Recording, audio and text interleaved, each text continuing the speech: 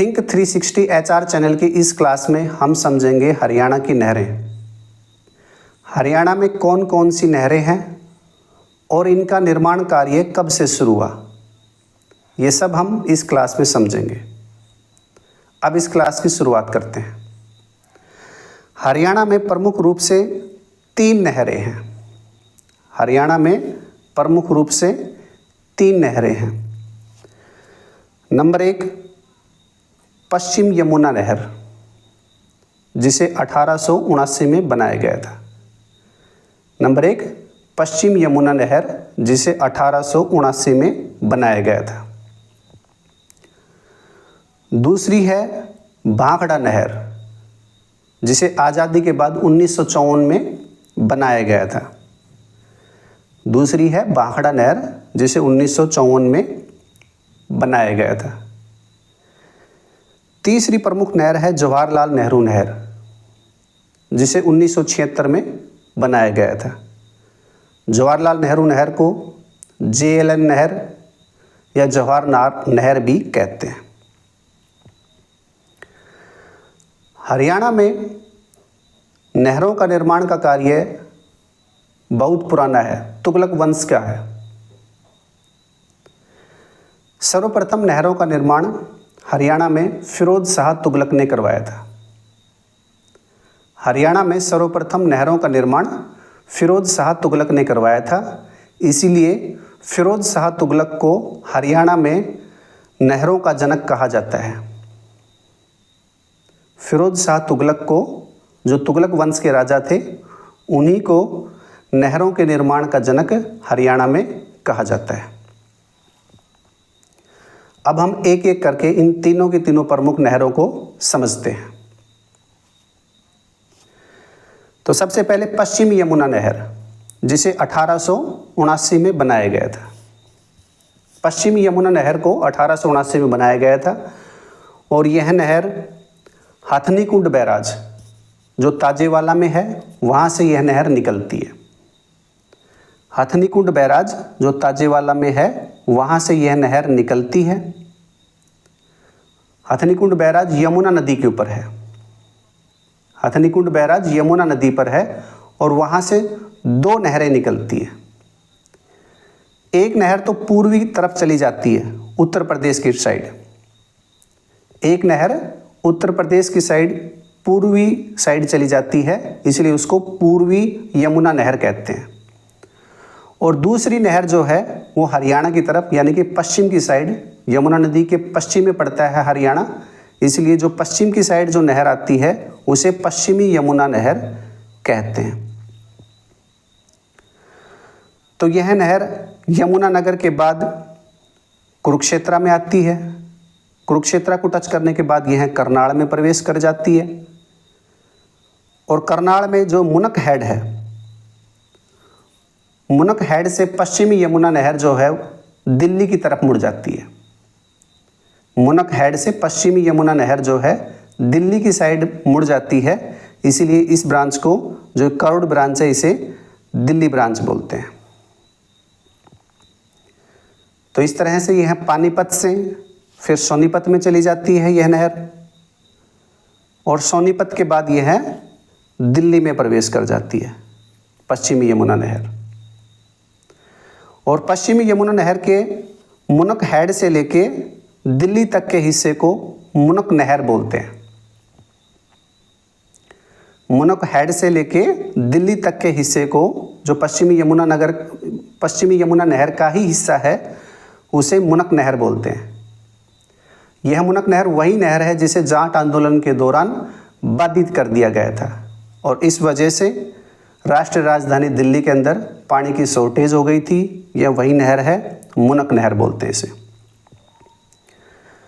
तो इस तरह से पश्चिमी यमुना नहर यमुनानगर, कुरुक्षेत्र, करनाल, पानीपत, सोनीपत के बाद यह दिल्ली में प्रवेश कर जाती है और इसकी लंबाई जो है, इस मेन लाइन की जो लंबाई है वह है 325 किलोमीटर। पश्चिमी यमुना नहर की 2 ब्रांचेज हैं, एक तो सरसा ब्रांच है और दूसरी हांसी ब्रांच है। पश्चिमी यमुना नहर की दो मुख्य ब्रांचेज हैं, एक सरसा ब्रांच है और दूसरी हांसी ब्रांच है। सरसा ब्रांच है वो करनाल के ऊपरी हिस्से से निकलती है और फिर कैथल में प्रवेश कर जाती है, फिर जिंद में प्रवेश कर जाती है, उसके बाद हिसार, फतेहाबाद और सरसा तक चली जाती है। और सरसा ब्रांच ही जो है वो पश्चिमी यमुना नहर की सबसे लंबी ब्रांच है। सरसा ब्रांच ही सबसे लंबी ब्रांच है। उसके बाद बात करते हैं दूसरी ब्रांच की, हांसी ब्रांच की। हांसी ब्रांच जो है वो मुनक हेड से ही निकलती है। मुनक हेड से यह हांसी ब्रांच निकलती है। करनाल में जो मुनक हेड है वहाँ से निकलने के बाद यह जिंद में प्रवेश करती है और जिंद के बाद यह हिसार में प्रवेश करती है। और हांसी ब्रांच का जो टेल एंड जो नहर है उसे बोलते हैं सिवानी नहर। हांसी ब्रांच का जो टेल एंड है उस नहर को बोलते हैं सिवानी नहर। तो एग्जामिनर अगर आपसे पूछे कि सिवानी नहर किस नहर की उप ब्रांच है तो आप कहेंगे हांसी ब्रांच की। सिवानी नहर किस नहर की उप ब्रांच है तो वह हांसी ब्रांच की ही उप ब्रांच है। हांसी ब्रांच से ही दो उप ब्रांच और निकलती है, एक तो सुंदर उप ब्रांच है और दूसरी बुटाना उप ब्रांच है।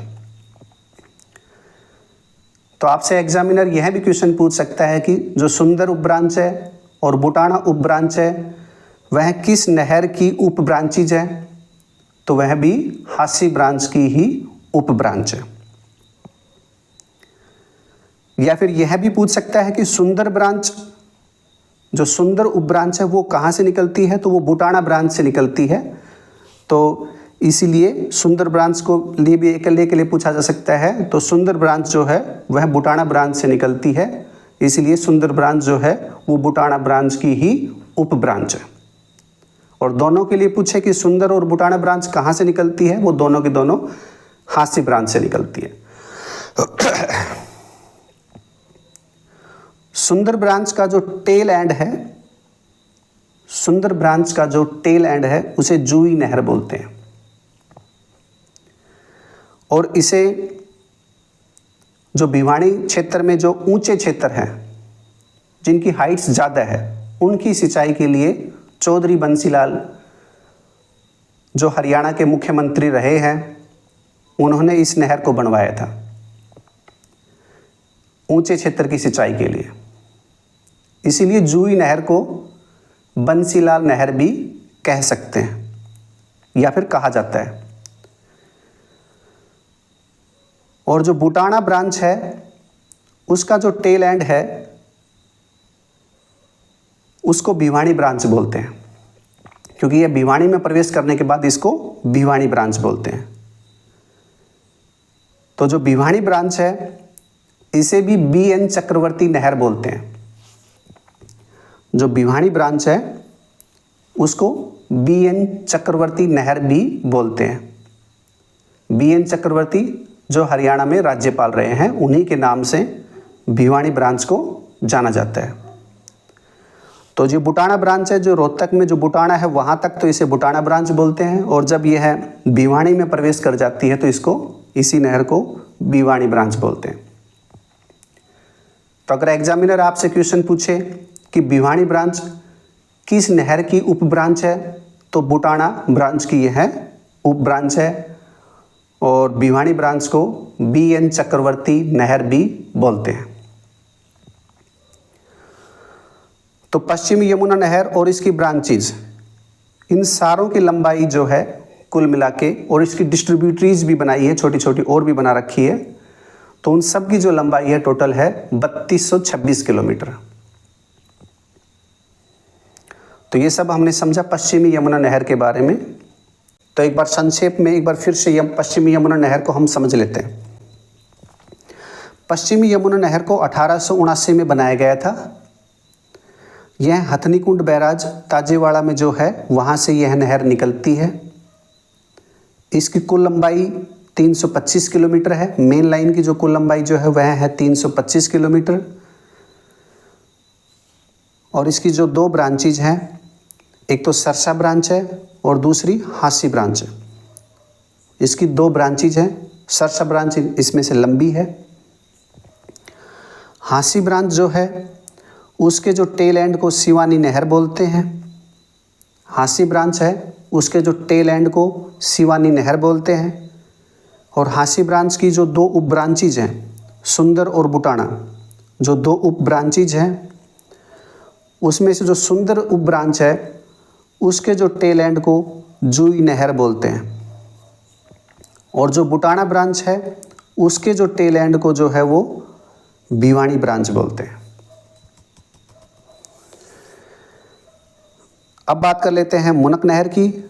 तो जो मुनक नहर है करनाल में, जो इसके ऊपर जो मुनक हेड है, पश्चिमी यमुना नहर के ऊपर जो मुनक हेड है, वहाँ से लेके जो दिल्ली तक के हिस्से को टोटल को हम मुनक नहर बोलते हैं। और मुनक नहर से जो ब्रांच दिल्ली की साइड जो मुड़ती है, जो करोड़ आकार की है, इसे हम दिल्ली ब्रांच बोलते हैं। तो इन सब ब्रांचेज समेत पश्चिमी यमुना नहर डिस्ट्रीब्यूटरीज को भी लगा ले, जो छोटी छोटी जो डिस्ट्रीब्यूटरीज बनाई गई है, उन सब की जो लंबाई कुल मिला के कितनी है? 3226 किलोमीटर। तो ब्रांचेज समेत पश्चिम यमुना नहर की जो कुल लंबाई है वह है 3226 किलोमीटर। सिंचाई में कहाँ कहाँ काम आती है यह नहर? तो पश्चिमी यमुना नहर से यमुना नगर में सिंचाई नहीं होती। पश्चिमी यमुना नहर से जो यमुना नगर में से ही निकलती है वहाँ पर सिंचाई नहीं होती, क्योंकि वहाँ पर इस नहर से कोई डिस्ट्रीब्यूटरीज निकाली नहीं गई है, पानी को डिस्ट्रीब्यूट नहीं किया गया है, इसलिए वहाँ पर यह नहर सिंचाई में काम नहीं आती है। उसके बाद करनाल में, पानीपत में, सोनीपत में, यहाँ पर यह सिंचाई में काम आती है। उसके साथ साथ कैथल में, जिंद में और रोहतक में, यहाँ पर भी यह सिंचाई में काम आती है। और इसके साथ साथ हिसार और भिवानी, इन दोनों ज़िलों में भी यह सिंचाई में काम आती है। तो इन ज़िलों में पश्चिमी यमुना नहर से सिंचाई का कार्य होता है। सिंचाई की दृष्टि से यह नहर सबसे महत्वपूर्ण है। जिन तीन प्रमुख नहरों की हम बात कर रहे हैं, पश्चिमी यमुना नहर, भाखड़ा नहर और जवाहरलाल नेहरू नहर, इन तीनों में से सबसे इम्पोर्टेंट है पश्चिमी यमुना नहर। हरियाणा की सबसे महत्वपूर्ण नहर अगर कोई बात करे तो वह है पश्चिमी यमुना नहर, क्योंकि यह सिंचाई की दृष्टि से सबसे ज़्यादा क्षेत्रफल को सिंचित करती है, सबसे महत्वपूर्ण है, इसलिए यह सबसे इम्पोर्टेंट है। जुई नहर जो सुंदर उप ब्रांच का टेल एंड है, 170 किलोमीटर लंबा है। बंसीलाल, चौधरी बंसीलाल ने बनवाया था, इसलिए बंसीलाल नहर भी बोलते हैं इसे, और इसका उद्देश्य था ऊंचे क्षेत्रों की सिंचाई। भिवानी नहर जो कि बुटाना ब्रांच की टेल एंड है, 220 किलोमीटर लंबा है। भिवानी नहर 220 किलोमीटर लंबी है डिस्ट्रीब्यूटरीज को लगा के। और BN चक्रवर्ती नहर भी इसे कहते हैं। आप भिवानी को भी शॉर्ट फॉर्म में BN बोल सकते हैं। और BN चक्रवर्ती नहर भी इसे कहते हैं। ये याद करने के लिए बता रहा हूँ कि भिवानी नहर को भी भिवानी को BN कह सकते हैं, और BN चक्रवर्ती के नाम से ही इसे जाना जाता है, और इसकी लंबाई है 220 किलोमीटर। मुनक नहर की लंबाई मुनक हेड से लेकर दिल्ली तक का जो ये पश्चिमी यमुना नहर का जो हिस्सा है, इसे मुनक नहर बोलते हैं, और ये 102 किलोमीटर लंबा है। गुरुग्राम को पीने का पानी की सप्लाई कहाँ से होती है? गुरुग्राम को पीने के पानी की सप्लाई सोनीपत में जो ककरोई हेड है, सोनीपत में जो ककरोई हेड है, वहाँ से नहर निकाल के गुरुग्राम को पीने के पानी की सप्लाई की जा रही है। इसकी तो बात हम कर ही चुके कि सरसा ब्रांच सबसे लंबी ब्रांच है। ककरोई माइक्रो जल विद्युत परियोजना सोनीपत में जो ककरोई हेड है वहाँ पर है। सोनीपत में है। तो एग्जामिनर आपसे पूछ सकता है कि ककरोई माइक्रो जल विद्युत परियोजना कौन से जिले में है, तो वह सोनीपत में है। तो यहाँ तक हमने समझा है पश्चिमी यमुना नहर के बारे में। अब हम बात करते हैं हरियाणा की दूसरी प्रमुख नहर, भाखड़ा नहर। भाखड़ा नहर को 1954 में बनाया गया था। भाखड़ा नहर को 1954 में बनाया गया था और भाखड़ा नहर जो निकलती है वह है नांगल बांध से, जो पंजाब में है। भाखड़ा नहर पंजाब में जो नांगल बांध है वहाँ से यह नहर निकलती है। हाँ, नांगल बांध के बिल्कुल साथ में हिमाचल प्रदेश में एक दूसरा बांध है जो है भाखड़ा बांध, इसलिए इसको कंबाइंड बोलते हैं भाखड़ा नंगल बांध। परंतु भाखड़ा बांध अलग है जो हिमाचल प्रदेश में है, नांगल बांध अलग है जो पंजाब में है। और जो भाखड़ा नहर जो निकलती है वह नांगल बांध से निकलती है। नांगल बांध से यह नहर निकल के हरियाणा के जब करीब आती है तो यह पहले कैथल को थोड़ा सा टच करती है और कैथल को टच करने के बाद हल्का सा जिंद को टच करती है और फिर यह हरियाणा में फतेहाबाद ज़िले में जो टोहाना है वहाँ से, फतेहाबाद से टोहाना से यह हरियाणा में प्रवेश करती है, टोहाना से प्रवेश करती है और फिर यह फतेहाबाद के बाद यह सरसा में चली जाती है और सरसा के बाद यह राजस्थान में। तो यह है भाखड़ा नहर। भाखड़ा नहर की दो ब्रांचेज हैं, एक तो है नरवाना ब्रांच और दूसरी है बरवाड़ा ब्रांच। तो अगर एग्जामिनर आपसे क्वेश्चन पूछे कि नरवाना बरवाड़ा ब्रांच किस नहर की उप ब्रांचेज है, तो नरवाना ब्रांच और बरवाड़ा ब्रांच जो है वो भाखड़ा नहर की उप ब्रांचेज है। भाखड़ा नहर से जो नरवाना ब्रांच है वो पंजाब में से ही अलग हो जाती है, सरहिंद के पास से, वहाँ से यह पंजाब में से ही अलग हो जाती है। और हरियाणा में जो यह नरवाना ब्रांच जो एंटर करती है वो अम्बाड़ा से एंट्री करती है। अम्बाड़ा में एंट्री करने के बाद यह कुरुक्षेत्र में आती है और कुरुक्षेत्र के बाद यह करनाल में जो पश्चिमी यमुना नहर की यहाँ से जो सरसा ब्रांच जो निकलती है उसी में जाके मिल जाती है और उस ब्रांच के साथ साथ यह नरवाना ब्रांच उसमें मिलके नरवाना तक पहुँच जाती है, जो जिंद में है। जिंद नरवाना तक यह पहुँच जाती है। तो इस तरह से यह नरवाना ब्रांच नरवाना तक पहुंचती है, अम्बाड़ा, कुरुक्षेत्र, फिर करनाल और फिर सरसा ब्रांच में मिलते हुए यह नरवाना पहुंच जाती है। जिंद नरवाना में के बाद यह हिसार में जो बरवाड़ा है आगे बढ़ जाती है बरवाड़ा की साइड, इसे बोलते हैं बरवाड़ा ब्रांच। तो जो बरवाड़ा ब्रांच है जो है वो नरवाना के बाद जो हिस्सा है इसको बरवाड़ा ब्रांच बोलते हैं।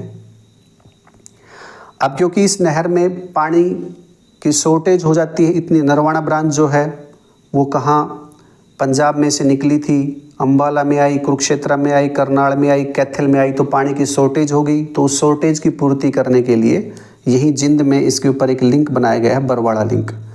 इस लिंक के माध्यम से इसमें पानी की आपूर्ति की जाती है बरवाड़ा ब्रांच में। तो भाखड़ा नहर होगी, भाखड़ा नहर की दो ब्रांचेज होगी, एक नरवाना ब्रांच और बरवाड़ा ब्रांच। तो ये सब है भाखड़ा ब्रांच और उसकी ब्रांचेज के बारे में। अब हम थोड़ा सा एसवाइल नहर के बारे में बात कर लेते हैं। एसवाइल नहर जो एक प्रस्तावित नहर है, हरियाणा और पंजाब के बीच में एक विवादित नहर है। हरियाणा ने अपना हिस्सा जो 90 किलोमीटर के जो लगभग हिस्सा जो हरियाणा में पड़ता है वह बना लिया है। पंजाब ने जो 120-121 किलोमीटर का जो हिस्सा पड़ता है एसवाइल नहर का, उन्होंने उसको नहीं बनाया है।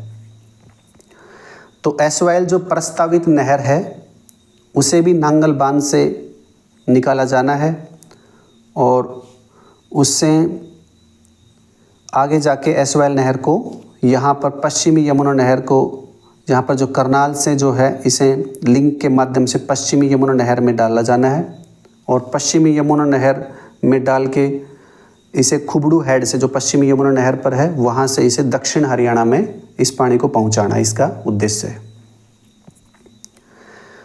तो जो एसवाइएल नहर है वह पंजाब और हरियाणा के बीच में विवादित नहर है। इसका उद्देश्य जो है वो दक्षिण हरियाणा को पानी पहुंचाना है। एसवाइएल का जो फुल फॉर्म है सतलुज यमुना लिंक। तो सतलुज नदी का पानी यमुना नहर तक पहुंचाना है इसका काम, और उसके बाद यह दक्षिण हरियाणा को पहुंचाया जाना है। तो अब हम एक बार फिर से संक्षेप में इसको देख लेते हैं। तो भाखड़ा नहर 1954 में बनाई गई थी। भाखड़ा नहर को 1954 में बनाया गया था। भाखड़ा नहर परियोजना को पर सर छोटू राम ने, जो तत्कालीन पंजाब के राजस्व मंत्री थे, सर छोटू राम ने 1944 में इस नहर के लिए बिलासपुर, जो हिमाचल प्रदेश का ज़िला है बिलासपुर, उसके जो राजा हुआ करते थे उसके साथ इन्होंने हस्ताक्षर किए थे इस नहर परियोजना के लिए। भाखड़ा नहर परियोजना के लिए सर छोटू राम ने, जो तत्कालीन पंजाब जो था, उस समय पंजाब हरियाणा अलग नहीं हुए थे, इसलिए तत्कालीन पंजाब में जो राजस्व मंत्री थे सर छोटू राम, उन्होंने इस नहर के लिए 1944 में वहाँ पर बिलासपुर के राजा के साथ हस्ताक्षर किए थे। और 10 साल के अंदर 1954 में, 44 में हस्ताक्षर हुए थे, 1954 के अंदर यह नहर भाखड़ा नहर बनकर तैयार होगी।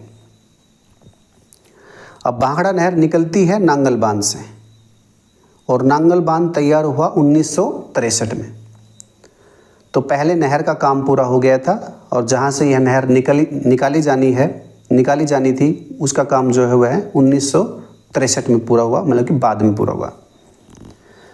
भाखड़ा नहर हरियाणा में प्रवेश करती है टोहाना से, फतेहाबाद से यह भाखड़ा नहर हरियाणा में प्रवेश करती है।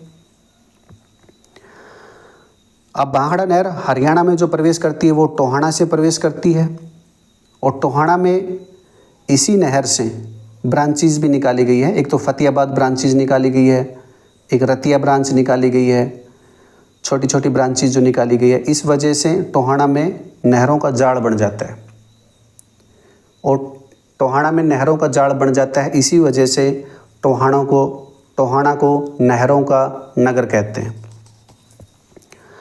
तो टोहाना को नहरों का नगर कहा जाता है इन नहरों के जाल की वजह से। भाखड़ा नहर की जो लंबाई जो है वह टोटल तो है 649 किलोमीटर, परंतु उसमें से केवल मात्र 14 किलोमीटर का हिस्सा ही जो हरियाणा में है, 14 किलोमीटर का हिस्सा ही जो है वो हरियाणा में है। बाकी 169 किलोमीटर का हिस्सा जो है वो पंजाब में है, और बाकी जो है 169, 14 इन सब को छोड़ के बाकी सारा हिस्सा जो है वह राजस्थान में है। भाखड़ा नहर की 2 ब्रांचेज है, नरवाना ब्रांच और बरवाड़ा ब्रांच। नरवाना ब्रांच की लंबाई 2700 किलोमीटर है डिस्ट्रीब्यूटरीज को मिला के। बरवाड़ा ब्रांच की लंबाई जो है वो 1700 किलोमीटर है डिस्ट्रीब्यूटरीज को लगा के। तो नरवाना ब्रांच की लंबाई 2700 किलोमीटर, बरवाड़ा ब्रांच की लंबाई 1700 किलोमीटर। अब बात कर लेते हैं कि भाखड़ा नहर सिंचाई में कहाँ कहाँ काम आती है। तो भाखड़ा नहर से जो सिंचाई होती है, तो यहाँ से शुरू कर देते हैं। सरसा में सिंचाई होती है, फतेहाबाद में सिंचाई होती है, हिसार में सिंचाई होती है। इन तीनों ज़िलों में इससे सिंचाई होती है। इनके अलावा जिंद में सिंचाई होती है, कैथल में सिंचाई होती है, और करनाल, कुरुक्षेत्र और अम्बाड़ा। तो इन सब ज़िलों में भाखड़ा नहर से सिंचाई का कार्य किया जाता है। अब बात कर लेते हैं हरियाणा की तीसरी प्रमुख नहर JLN नहर, जिसे 1976 में बनाया गया था। JLN नहर को 1976 में बनाया गया था। और JLN नहर कहाँ से निकलती है? पश्चिमी यमुना नहर पर जो खुबड़ू हेड है, जो सोनीपत में है, वहाँ से यह नहर निकलती है, JLN नहर। और जब तक यह भालुड़ तक जाती है, यह नहर JLN नहर जब तक भालुड़ तक जाती है, जो रोहतक में है तब तक इसे हम बालोट ब्रांच बोलते हैं, और जब झज्जर में प्रवेश कर जाती है यही जेएलएन नहर तो इसे झज्जर नहर बोल देते हैं। तो यह है जेएलएन नहर। इसकी दो ब्रांचेज हैं, एक तो है महेंद्रगढ़ ब्रांच और दूसरी है नारनौल ब्रांच। तो ये इसकी दो ब्रांचेज हैं। इसके अलावा भी दो छोटी छोटी ब्रांचेज और हैं, सतनाड़ी ब्रांच, माधोगढ़ ब्रांच। और ये लोहारू ब्रांच जो यहाँ पर बनाई गई है यह जेएलएन नहर परियोजना का हिस्सा नहीं है, इसलिए मैं केवल दो ही ब्रांच बता रहा हूँ, महेंद्रगढ़ और नारनौल। लोहारू ब्रांच इससे अलग है। अब संक्षेप में इसको देख लेते हैं। जेएलएन नहर 1976 में बनाई गई थी। भाखड़ा नहर परियोजना का यह हिस्सा है। पश्चिमी यमुना नहर तो बहुत पहले बनाई गई थी। जेएलएन नहर का निर्माण जो है भाखड़ा नहर परियोजना में शामिल करके ही किया गया है। तो जेएलएन नहर जो है वो भाखड़ा नहर परियोजना का हिस्सा है। इसमें जो पानी की जो सप्लाई होती है वो सोनीपत में जो खुबड़ू हेड है वहाँ से इसमें पानी की सप्लाई होती है। भालुड़ तक जब यह नहर जाती है इसको भालुड़ ब्रांच बोलते हैं। झज्जर में प्रवेश करने के बाद इसी नहर को झज्जर ब्रांच बोलते हैं। और जेएलएन नहर की दो ब्रांचेज भी हैं, महेंद्रगढ़ और नारनौल। इसके अलावा मैंने बताया था कि दो छोटी छोटी ब्रांचेज भी और भी हैं, जैसे कि सतनाड़ी ब्रांच, माधोगढ़ ब्रांच, वो भी हैं। यहाँ पर जो लोहारू ब्रांच जो बना रखी है वो इस परियोजना का हिस्सा नहीं है, पर क्योंकि यह बालोट ब्रांच से ही निकलती है इसलिए मैंने यहाँ पर इसी मैप में बनाया हुआ है इसे। तो खुबड़ू हेड से यह निकलती है। इसकी लंबाई जो है जवाहरलाल नेहरू नहर की जो लंबाई है वो 265 किलोमीटर है। महेंद्रगढ़ ब्रांच, नारनौल ब्रांच सबको मिला के, लोहारू ब्रांच को नहीं मिलाया गया है इसमें क्योंकि ये इसका हिस्सा ही नहीं है। इसकी लंबाई जो है वो 265 किलोमीटर है। ब्रांचेज होगी महेंद्रगढ़ नारनौल ब्रांचेज, इसकी ब्रांचेज होगी। जेएलएन नहर का सिंचाई में कहाँ काम आता है तो वह दक्षिण हरियाणा में सिंचाई में काम आती है। यह नहर रोहतक, झज्जर, रेवाड़ी, दादरी और महेंद्रगढ़, यहाँ पर इन जिलों में यह जवाहरलाल नेहरू नहर से सिंचाई का काम होता है। झज्जर ब्रांच भी भालोट ब्रांच की ही उप ब्रांच है।